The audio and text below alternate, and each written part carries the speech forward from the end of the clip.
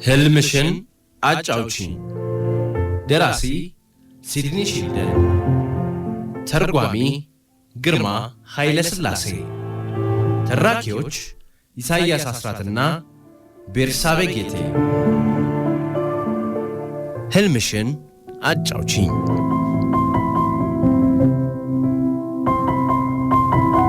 ዴቪድ የዳኛው ዊሊያምስ ማዳላት ያበሳጨው የችሎቱ የክርክር ሂደትም ጭንቀት ፈጥሮበት ለህመም ተዳርጓል።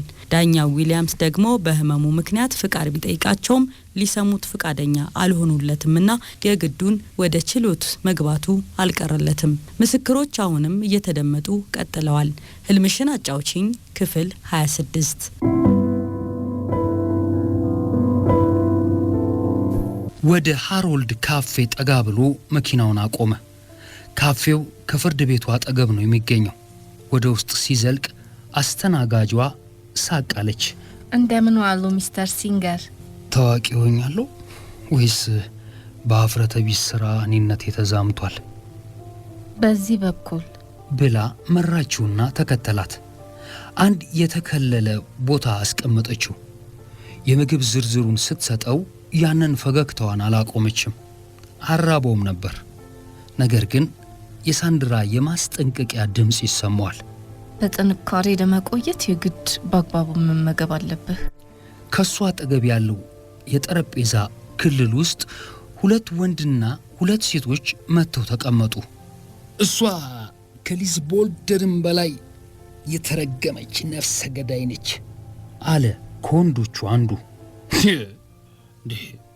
እሷ መች ብልታቸውን ቆረጠች? ሌላው ወንድ አከለ። ምን ሊያደርጓት ይመስልሃል? እያሾፍክ ነው?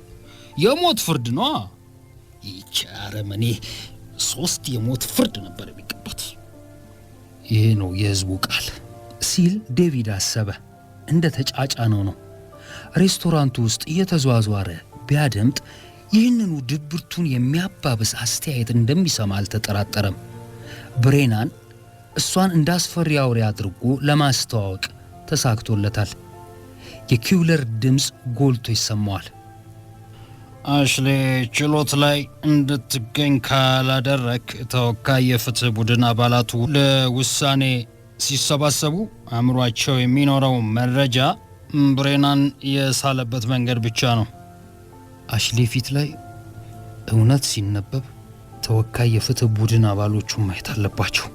በዚህ ተጠቀማለሁ። አስተናጋጇ አጠገቡ ደርሳ ነበር። የሚያዙትን መርጠዋል? ሐሳብ ለውጫለሁ አለ ዴቪድ። አራበኝም። ሬስቶራንቱን ለቆ ሲወጣ በጥላቻ የተሞሉ አይኖች ሲከተሉት ታወቀው። መሳሪያ እንዳልታጠቁ ተስፋ አድርጋለሁ ሲል አሰበ። ዴቪድ ወደ ፍርድ ቤት እንደተመለሰ አሽሌን እዚያው ማረፊያ ቤት ድረስ ሄዶ አገኛት። ድንክ አልጋ ላይ ተቀምጣ ወለሉ ላይ አፍጣለች። አሽሌ ቀና ብላ ተመለከተችው። አይኖቿ ውስጥ ተስፋ መቁረጥ ይነበባል። ዴቪድ አጠገቧ ተቀምጦ መነጋገር አለብን አላት። በዝምታ ትመለከተዋለች። ስላንቺ የሚናገሩት የተለያየ መጥፎ ነገር ምንም እውነትነት የሌለው ናቸው። ይህንን ግን ተወካይ የፍትህ ቡድን አባሎች አልተረዱትም። አንቺንም ጠንቅቀው አላወቁሽም። ስለዚህ ምን አይነት ሴት እንደሆንሽ ትክክለኛውን እንዲረዱ እናደርጋቸዋለን። አሽሌ በፈዘዛ አኳኋን አይታው ምን እመስላለሁ አለችው። ኤው አንቺ የጤና ችግር ያለብሽ ጨዋ ሰው ነሽ። ይህንን ተረድተው ካንቺ ጎን እንዲቆሙ እናደርጋለን። አሁን ምን እንዳደርግ ነው የፈለግከው? ይኸውልሽ ችሎት ፊት ቀርበሽ እንድትመሰክሪ። በድንጋጤ ትክ ብላ አየችው። አልችልም። ምንም የማውቀው ነገር የለኝም። ምንም ነገር ልነግራችሁ አልችልም። ይሄን ለኔ ተይው። አንቺ ብቻ ለጥያቄዎቹ ምላሽ ስጪኝ። ጥበቃው መጥቶ ችሎቱ እየተሰየመ ነው አለ። ዴቪድ ብድግ ብሎ እጆቿን በማጽናናት አይነት ጨበጥ ጨበጥ እያደረገ የምንፈልገውን ግብ እንመታለን ታያለሽ ሲል አጽናናት።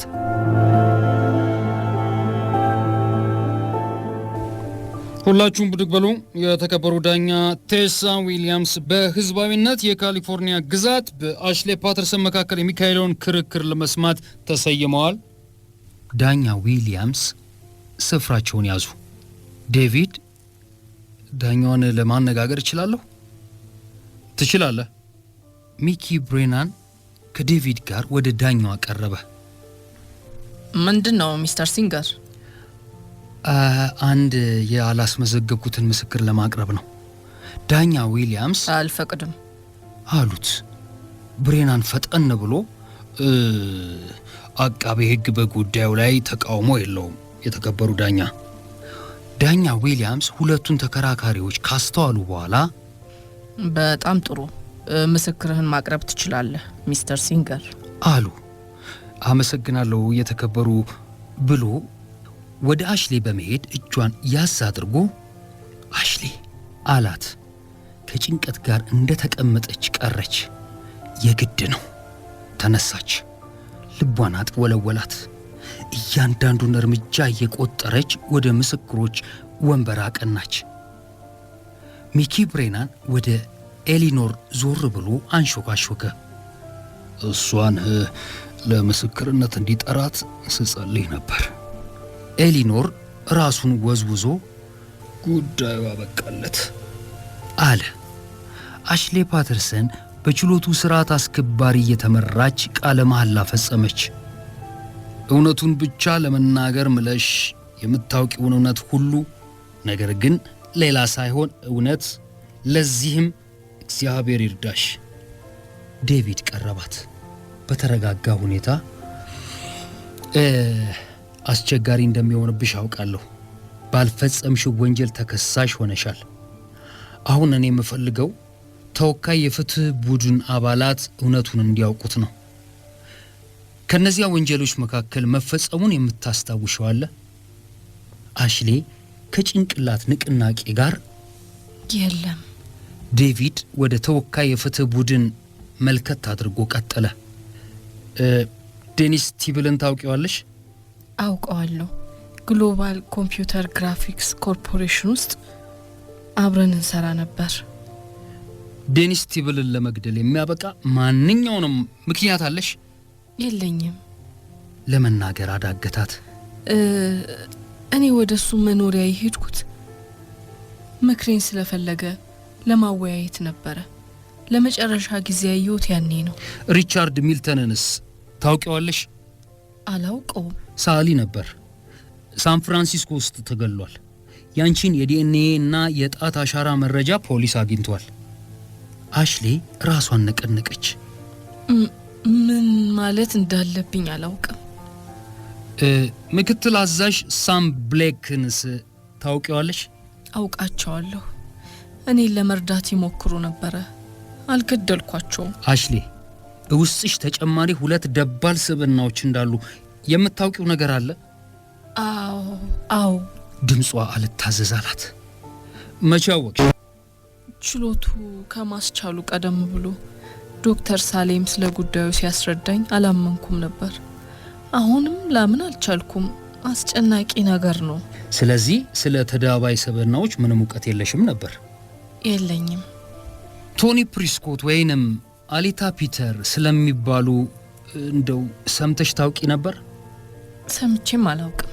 ካንቺ ውስጥ ስለመኖራቸው ታምኛለሽ? አዎ፣ የግድ ማመን ይኖርብኛል። ይህንን ሁሉ ያደረጉት እነሱ መሆን አለባቸው። ይህንን ዘግናኝ ነገር ከሪቻርድ ሚልተን ጋር ስለመገናኘትሽ ዴኒስ ቲብልም ሆነ አንቺን ለመርዳት መኖሪያ ድረስ የመጣውን ምክትል አዛዥ ሳም ብሌክን ለመግደል ምንም ምክንያት እንደሌለሽ ምንም እንደው የምታስታውሽው ነገር የለም? የለም። ችሎቱ ላይ የታደሙትን ሁሉ ቃኝታ ጭንቀት ተሰማት። አንድ የመጨረሻ ጥያቄ አለ ዴቪድ። በማንኛውም ምክንያት ከዚህ ቀደም ተከሰሽ ታውቂያለሽ? አላውቅም። ዴቪድ እጆቹን ጣል አደረገባት። ለጊዜው በዚሁ ይብቃን። ወደ ሚኪ ብሬናን ዞሮ ተራን ጠይቅ አለ። ብሬናን ተነሳ። ፊቱ ላይ ብርሃናማ ሳቅ ይታያል። በእጄ ሚስ ፓተርሰን፣ ከዚህ ሁሉ ጊዜ በኋላ ፊት ለፊት ለመነጋገር በቃን። ከዴኒስ ቲብል ጋር ፍትወተ ስጋ ፈጽመሽ ታውቂያለሽ? አልፈጸምኩም። ከሪቻርድ ሚልተንስ ጋር ፍትወት አልፈጸምሽም? አልፈጸምኩም። አስደናቂ ነገር ነው። ወደ ተወካይ የፍትህ አካላት መለስ ብሎ ቃኘ። ነገር ግን በእነዚህ 3 ሰዎች አስክሬን ላይ ወሲብ መፈጸምሽን የሚጠቁም ፈሳሽ በምርመራ ተገኝቷል። እኔ ምንም የማውቀው ነገር የለኝም። ምናልባት በሐሰት የተቀነባበረብሽ ይሆናል ወይንም አንድ ሰይጣናዊ ስራ የሚወድ ሰው ይህንን አድርጎት ይሆናል። ተቃውሞ፣ ይሄ መሟገት ነው። ተቃውሞ መሰረት የለውም አሉ ዳኛዋ። እና በዚያ አስክሬኖች ዘንድ ይህንን የማስመሰል ስራ የሚያደርግ ጠላት እንደው ይኖርሽ ይሆን? አላውቅም። የፌዴራል ምርመራ ቢሮ ግድያዎቹ የተፈጸመባቸውን ቦታዎች ላይ ፖሊሶች ያገኙትን የጣት አሻራ መርምሮ አረጋግጧል። ይሄ ሊያስደንቅሽ እንደሚችል እገምታለሁ። ተቃውሞ ተቀባይነት አለው። ሚስተር ብሬናን ብትጠነቀቅ አሉ ዳኛዋ። እሺ ክብርት ሆይ። ዴቪድ በርካታ ተቀመጠ። አሽሌ መረበሽ ታየባት። እነዚያ ደባል ባህሪያት መሆን አለባቸው። ግድያዎቹ የተፈጸሙበት 3 ቦታዎች የተገኙት የጣት አሻራዎች ስፍራው አንቺ ብቻሽን እንደነበርሽ ይጠቁማሉ።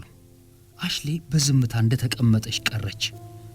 ብሬናን ወደ ጠረጴዛው በማምራት በማስረጃነት የተያዘ ቢላዋ አሳያት። ይህን ታውቂዋለሽ አላት። እሱ ከኔ ቢላዋዎች አንዱ። ከአንቺ ቢላዋዎች አንዱ ነው። በጣም ጥሩ።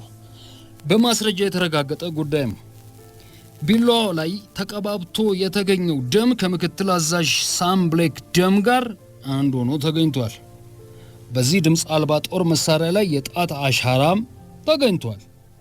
አሽሌ በፍጥነት ጭንቅላቷን ግራና ቀኝ ታማታለች። እንዲህ ያለ ግልጽ ግድያና አይን ያወጣ የመከላከያ ክርክር አይቼም ሰምቼም አላውቅም። ከነዚህ እውነት ከሌላቸው ተጨባጭ ካልሆኑ 2 ባህሪያት ጀርባ ለመደበቅ መሞከር በአመዛኙ። ዴቪድ ድንገት ቆመ። ተቃውሞ ተቀባይነት አለው። ከዚህ ቀደም አስጠንቅቄ ነበር ሚስተር ብሬናን። ይቅርታ የተከበሩ ብሎ ብሬናን መናገሩን ቀጠለ። እንደሚመስለኝ ተወካይ የፍትህ አባላቱ የምትያቸውን 2 ባህሪያት ማየት ይፈልጋሉ። አንቺ አሽሌ ፓተርሰን ነሽ አይደለም? አዎ። ጥሩ። ቶኒ ፕሪስኮትን ማነጋገር እፈልጋለሁ። እሷን ላወጣ አልችልም። ብሬናን በተደነቀ ሁኔታ እየተመለከታት አትችይም? በእውነት? እሺ፣ አሊታ ፒተርስን ማናገር እችላለሁ ሲል ጠየቃት። አሽሌ ራሷን ነቀነቀች። እኔ የምቆጣጠራቸው አይደሉም። ሚስ ፓተርሰን፣ አንቺን ለመርዳት እየሞከርኩ ነው አለ ብሬናን። እነዚህ 3 ንጹሐንን የገደሉትን ተዳባይ ስብዕናዎች ለተወካዮቹ ማሳየት እፈልጋለሁ። አውጫቸው። እኔ አልችልም። ተንሰቀሰቀች። አትችይም፣ ምክንያቱም የሉምና። ከማይረባ ምክንያት ጀርባ ለመደበቅ እየሞከርሽ ነው። እዚህ የምስክሮች ወንበር ላይ የተቀመጥሽው ብቻሽን ነው። ወንጀሉን በመፈጸምሽ የተከሰሽውም አንቺ ብቻሽን ነው። እነሱ የሉ፣ አንቺ ግን አለሽ። እና ከዚህ ውጭ አንድ ሌላ ተጨማሪ ነገር ደግሞ አለ። እሱም የማያጠራጥር ግራ የማያጋባ ማስረጃ ነው። በጭካኔ የገደልሻቸውን ብልታቸውን የቆረጥሻቸውን ሰዎች እንዳሉ የሚያረጋግጥ ምርመራ አለ። ወደ ዳኛ ዊሊያምስ ዞሮ ጨርሻለሁ አለ። ዴቪድ ወደ ተወካይ የፍትህ ቡድን አባላት ዞሮ ተመለከተ። ወደ አሽሌ እያዩ ነው። ፊታቸው ላይ አሽሌን እንደ ጠመዷት ያስታውቃሉ። ዳኛ ዊሊያምስ ወደ ዴቪድ ዞረው ሚስተር ሲንገር አሉ። ዴቪድ ተነሳ። ተከሳሿ እዚሁ ሰመመን ውስጥ ገብታ እንድትታይ ፈቃድ ለማግኘት ፈልጋለሁ። በዚህ ዳኛ ዊሊያምስ ቸልተኝነት በሚነበብበት ሁኔታ ሚስተር ሲንገር አሉ። የማስጠነቅቅህ ነገር ቢኖር የችሎት ተጨማሪ ትዕይንቶችን ለመመልከት የማልፈቅድ መሆኔን ነው። እዚህ ችሎት ውስጥ ሰመመን ውስጥ እንድትገባ አልፈልግም። ምላሼ አይቻልም ነው። ዴቪድ ከቁጥጥር ውጭ ሆኖ ልትፈቅዱልኝ ይገባል አለ። ምን ያህል እንደሚያስፈልግ የተረዱት አልመሰለኝም። ይበቃል ሚስተር ሲንገር። ድምፃቸው ቀዝቃዛ ነበር። ችሎት በመዳፈር ዳግም ወደ ማረፊያ እንድትሄድ አደርጋለሁ። አሁን ለምስክሯ ተጨማሪ ጥያቄ ማቅረብ ትፈልጋለህ አትፈልግም? ዴቪድ እንደቆመ በተስፋ መቁረጥ እሺ ዳኛ ብሎ ወደ ምስክሯ መቀመጫ መራ። አሽሌ ቃለ መሃላ እንደፈጸምሽ ታውቂ የለም? አዎ። በረጅሙ ተንፈሳ ራሷን ለመቆጣጠር ሞከረች። እስካሁን የተናገርሽው ሁሉ የምታውቂውን እውነት አይደለም? አዎ። አእምሮሽ፣ አካልሽና ነፍስሽ ውስጥ ሁለት ተጨማሪ ደባል ስብዕና እንዳሉ ታውቂ የለም? አዎ። ቶኒና አሊታ። አዎ። ከተፈጸመው አሰቃቂ ወንጀሎች ውስጥ አንዱንም አልፈጸምሽም? አልፈጸምኩም። ከሁለቱ ተዳባዮች ግን አንዱ ፈጽሞታል። ለዚህ ኃላፊነት የለብሽም። ኤሊኖር ግራ በተጋባ ሁኔታ ብሬናንን ያየዋል። ያገኘው መልስ ሳቅና ጭንቅላት መነቅነቅ ብቻ ነበር። እሱን ነበረ ማሰቀል ሲል አልጎመጎመ። ሄለን አለ ዴቪድ። ወዲያው አፉ እንዳመጣለት ስለተረዳ ፊቱ በድንጋጤ አመድ መሰለ። ማለቴ አሽሌ፣ ቶኒ አንቺ ላይ ገና ማየት ፈልጋለሁ። ቀና ብላ ዴቪድን አይታው ምንም ማድረግ ባለመቻሉ አዘነች። አልችልም ስትል አልጎመጎመች። አዎ ትችያለሽ። በዚህ ሰዓት ቶኒ እየሰማችን ነው። ደግሞ ተደስታለች፣ ምክንያቱም ከፈጸመቻቸው 3 ግድያ አምልጣለችና። ድምፁን ጎላ አድርጎ ቀጠለ። ቶኒ የተሻለ ታስቢያለሽ። ብቅ ብለሽ እንይሽ እስኪ። ማንም አንቺን ስለ ጥፋትሽ መቅጣት አይችልም፣ ምክንያቱም አሽሌ ንጹህ ናትና። አንቺን ለማግኘት እሷን በወንጀለኝነት መቅጣት አይቻልም። ፍርድ ቤቱ ውስጥ ያለው በሙሉ በግርምት ዴቪድን ይመለከተዋል። አሽሌ ትንቀጠቀጣለች። ዴቪድ ወደ አሽሌ ቀርቦ ቶኒ ቶኒ ቶኒ እየሰማሽኝ ነው? አሁኑኑ እንድትወጪ እፈልጋለሁ። ጥቂት ጠበቀ። የሆነ ነገር አልነበረም። ድምፁን ከፍ አድርጎ አሊታ፣ ቶኒ ውጡና እንያችሁ፣ እዚያ እንዳላችሁ አውቀናል። አንዳች ድምፅ ችሎት ውስጥ አይሰማም። ዴቪድ ራሱን መቆጣጠር አልቻለም። አንባረቀ። ውጡ! ራሳችሁን ግለጡ! አሁኑኑ! አሁኑኑ! አሽሌ በእንባ ተጠመቀች። ዳኛ ዊሊያምስ አንዴ ወደ እኔ ጠጋ ብትል ሚስተር ሲንገር አሉ። ቀስ እያለ ሄደ። ደንበኛህን በመወትወት ወደምትሻው ልትመራት እየሞከርክ ነው ሚስተር ሲንገር? ይህን ጉዳይ ጠቅሼ ሪፖርት ለግዛቱ የህግ ማህበር አሳውቃለሁ። ለሙያ ክብር የማይሰማ ሰው ነህ እና የጥብቅና ፈቃድህ እንዲሰረዝ አስተያየቴን አክልበታለሁ። ዴቪድ ምላሽ አልነበረውም።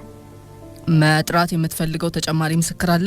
ዴቪድ በተሸናፊነት ራሱን ነቀነቀ። የለኝም የተከበሩ ዳኛ። አበቃ፣ ተሸነፈ። አሽሌ ወደ ሞት እየተጓዘች ነው። የመከላከያ ማስረጃ አበቃ።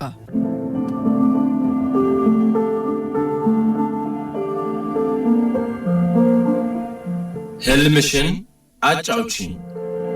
ደራሲ ሲድኒ ሺልደን፣ ተርጓሚ ግርማ ኃይለ ሥላሴ፣ ተራኪዎች ኢሳይያስ አስራትና ቤርሳቤ ጌቴ።